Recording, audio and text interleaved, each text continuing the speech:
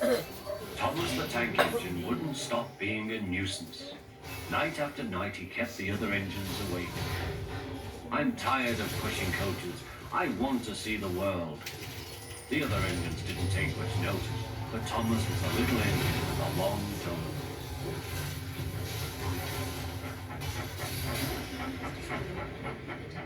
But one night, Edward came to the shed. He was a kind little engine and felt sorry for Thomas. I've got some freight cars to take home tomorrow. If you take them instead of me, I'll push coaches in the yard. Thank you, said Thomas. That will be nice. Every day, Sir Topham Hatt came to the station to catch his train. Hello, he always said to Thomas. Don't let the silly freight cars tease you. Remember, you have an important job as a special helper in the train yard.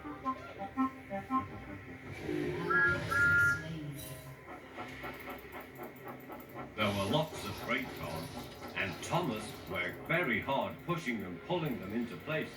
There was also a small coach and two strange things his driver called trains. That's the breakdown train, he told Thomas.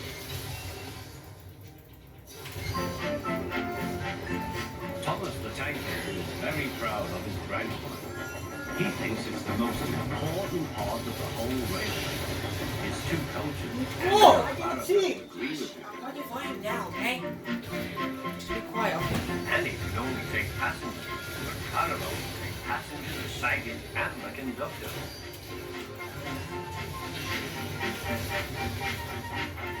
They are both old and need new paint, but Thomas loves them very much.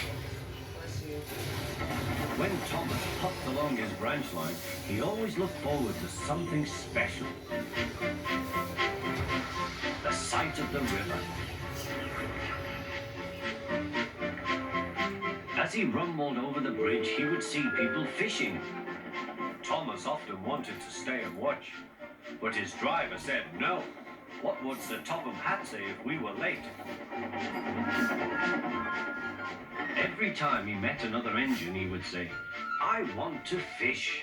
But they all had the same answer. Engines don't go fishing.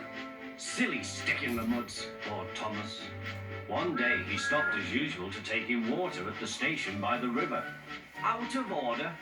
Bother, said Thomas. I'm thirsty.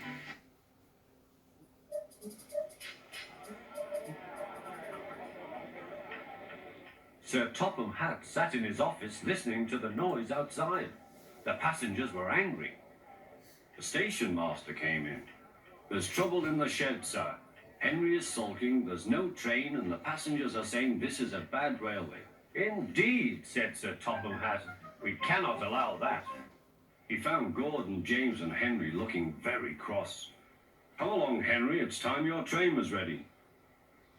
Henry's not going, said Gordon. We won't shunt like little tank engines. That was Thomas's job. We are important tender engines. Henry, James, and Gordon were miserable.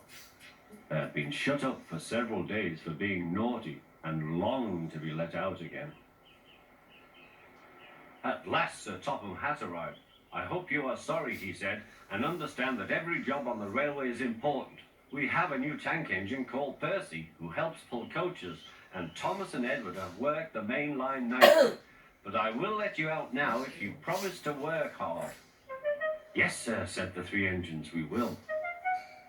That's right, but please remember that this nose shunting nonsense must stop.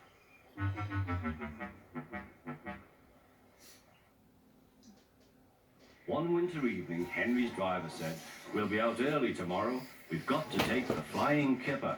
Don't tell Gordon, but I think if we pull the kipper nicely, Sir Topham Hatt will let us pull the express. A special coal they gave you is working well.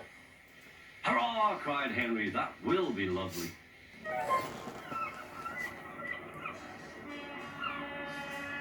All kinds of ships use the harbour at the big station by the sea. There are passenger ships, cargo ships, and fishing boats also come here. They unload their fish on the quay. Some of it goes to shops in the town, and the rest in a special train to other places far away. This is the train the railwaymen call the Flying Kipper.